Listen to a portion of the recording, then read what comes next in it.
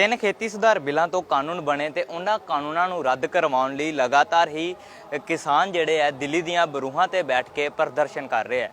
ਹਾਲਾਂਕਿ ਲੰਬੇ ਸਮੇਂ ਤੋਂ ਕਿਸਾਨਾਂ ਦੀ ਕੇਂਦਰ ਨਾਲ ਕੋਈ ਵੀ ਮੀਟਿੰਗ ਜਿਹੜੀ ਹੈ ਉਹ ਨਹੀਂ ਹੋਈ, ਲੇਕਿਨ ਹੁਣ ਕੇਂਦਰ ਸਰਕਾਰ ਵੱਲੋਂ ਆਪਰੇਸ਼ਨ ਕਲੀਨ ਚਲਾਉਣ ਦੀਆਂ ਤਿਆਰੀਆਂ ਕੀਤੀਆਂ ਜਾ ਰਹੀਆਂ।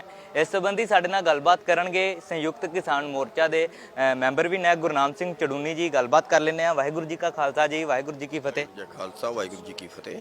ਜੀ, ਕੇਂਦਰ ਸਰਕਾਰ ਵੱਲੋਂ ਹੁਣ ਆਪਰੇਸ਼ਨ ਕਲੀਨ ਚਲਾਉਣ ਦੀਆਂ ਤਿਆਰੀਆਂ ਕੀਤੀਆਂ ਜਾ ਰਹੀਆਂ, ਤਾਂ ਹੁਣ ਕਿसान ਜਥੇਬੰਦੀਆਂ ਵੱਲੋਂ ਕੀ ਤਿਆਰੀਆਂ ਕੀਤੀਆਂ ਜਾ रही? पहली बात तो ये है कि आपने कहा है खेती सुधार कानून। ये खेती सुधार कानून नहीं है, ये खेती व्यापार कानून है। आपकी जानकारी के लिए बता दें, सारे जो भी दर्शक हैं उनकी जानकारी के लिए बता दें, ये खेती व्यापार कानून है, खेती सुधार कानून नहीं है। लेकिन केंद्र तो इसे खेती सुधार कानून बोलती है। देखिए, अगर हम किसी का नाम राम सिंह रख दें तो वो राम बन जाएगा क्या? नहीं बनता ना। तो बस यही चीज़ है। अगर किसी का नाम हम शेर सिंह रख दें वो शेर बन जाएगा क्या? ठीक है। जो वास्तविकता है ये खेती व्यापार कानून है और खेती सुधार कानून नहीं है। दूसरी बात आपने ऑपरेशन क्लीन की कही। हम चैलेंज करते हैं सरकार को कि नहीं करना तब भी करें। अपनी ताकत जो इनमें है आजमा लें, फिर हम अपनी आजमा लेंगे। ये कितनों को मार सकते हैं, कितनों को गोली मार सकते हैं।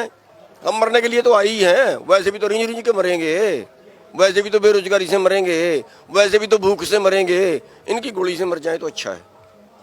लेकिन मैं कहना ये चाहता हूँ कि एक बार तो 1500 को मार देंगे। ये आए तो मरने के लिए हैं हम। उसके बाद जो देश में होगा उसको कौन संभालेगा? उसको कौन संभालेगा? इन्होंने सोच कैसे लिया ऑपरेशन क्लीन का? मैं आपके माध्यम से कहना चाहता हूँ बीजेपी एक गलती मत करे, वरना गई बात हाथ नहीं आती। विनाश काले विपरीत बुद्धि वाली बात है। ठीक है ना भाई? फिर ये लोग आएंगे किसके पास? फिर वहीं गांवों में जाएंगे, वहीं लोगों के बीच में जाएंगे, फिर क्या हालत करेंगे लोग इनकी? जिसका यहाँ पे मर गया गोली से, उसका बेटा घर पे बैठा है, जब ये उस गांव में घुसेंगे वो क्या हाल करेगा इनका फिर? इसलिए भूल जाएं ऑपरेशन क्लीन तो बीजेपी होगी। देखते जाओ, पूरे देश से क्लीन होगी।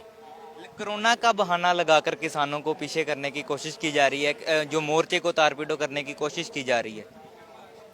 जैसे इन्होंने मुसलमान भाइयों को बदनाम किया कि मस्जिद से कोरोना फैल गया, कोरोना फैला दिया, जैसे मुसलमान कोरोना के उत्पादक बन गए, जैसे वो उन्होंने एक षड्यंत्र रच दिया कि कोरोना फैला के हम देश को मारेंगे, ऐसा सिद्ध कर दिया। ऐसे ही ये किसान आंदोलन को बदनाम कराना चाहते हैं।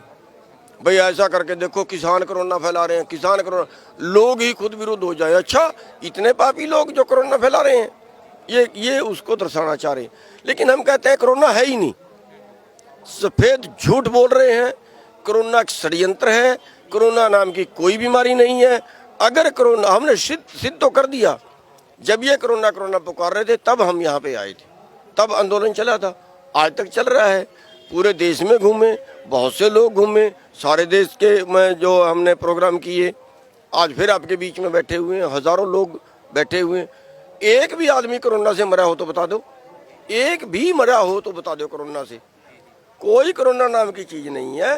कोरोना एक षड्यंत्र है, बीजेपी का दलाल है। जहां बीजेपी का चुनाव होता है वहां से कोरोना बाहर हो जाता, भाग जाता है। अब फिर हरिद्वार में बैन क्यों नहीं किया? अब इन्होंने फिर जो है इलाहाबाद में मेले को क्यों नहीं रोका? अब मैं ये कहता हूँ कोरोना कोई बीमारी नहीं है, सब झूठ का पुलिंदा है।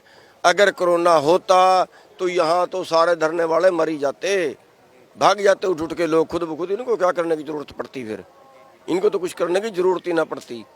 कोरोना नाम की कोई बीमारी नहीं है, खाली कोरोना का बहाना ले रहे हैं बदनाम करने के लिए। लेकिन हम ये कहते हैं कि इस बार इनके सारे षड्यंत्र फेल होंगे। क्यों? क्योंकि इस बार खुदा और खुदी का बैर हो रहा है। परमात्मा जो है इस धरने पे जो है वो सहाई है, क्योंकि ये भोजन पे कब्जा कर रहे हैं। भोजन परमात्मा ने सबको देना है परमात्मा ने सबको, पशु पक्षियों को भी देता है, आदमियों को भी देना है। उसके भोजन को कैद करेंगे तो प्रवान राज होगा, और वो हो रहा है।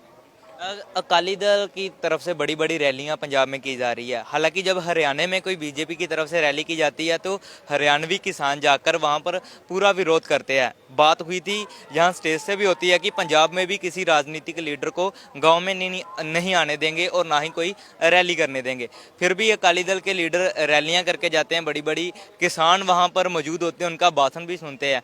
क्या अपील करना चाहोगे आप पंजाब के किसानों को? पहली बात तो ये सवाल पंजाब से करना चाहिए, हरियाणा के मैटर ने। दूसरी बात, हरियाणा से मैं इसलिए किया कि आप हरियाणा के लीडर हो, हरियाणा के किसानों के लीडर हो। किसानों ने जो खट्टर की हेलीकॉप्टर नहीं नीचे उतरने दी। अंतर है। हरियाणा में भी चौटाला करके गया, अब ये चौटाला करके गया, कब रोकी? हम केवल बीजेपी की रोक रहे हैं और उसका सहयोगी जो जेजेपी है उसकी रोक रहे हैं। अब इनको जो है वो बीजेपी की रोकनी चाहिए, पंजाब वालों को। मेरे ख्याल से अकेले बीजेपी की रोकनी चाहिए, बाकी की नहीं रोकनी चाहिए।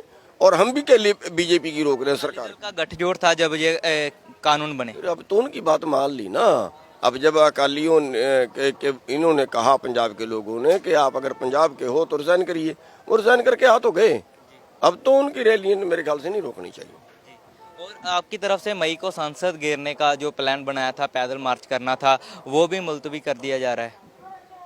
हाँ, उसमें दुख है मुझे कि पहली बार ऐसा हुआ है कि जब संयुक्त मोर्चे में जनरल मीटिंग में कोई बात पास हुई हो और आम सहमति से पास हुई हो और उसके बाद उसको इस तरह से रद्द कर दिया जाए, ये पहला चांस है। और मुझे दुख इस बात का है कि आज तक मैंने एक ही मीटिंग की अध्यक्षता की है और उस मीटिंग में ये पास हुआ था और उसके 24 घंटे बाद हमने उसका ऐलान किया था।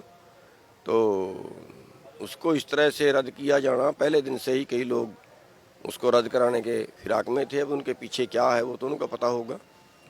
फरवरी में भी प्लान बना था 1 फरवरी को कि संसद घेरेंगे, फिर मई में बना।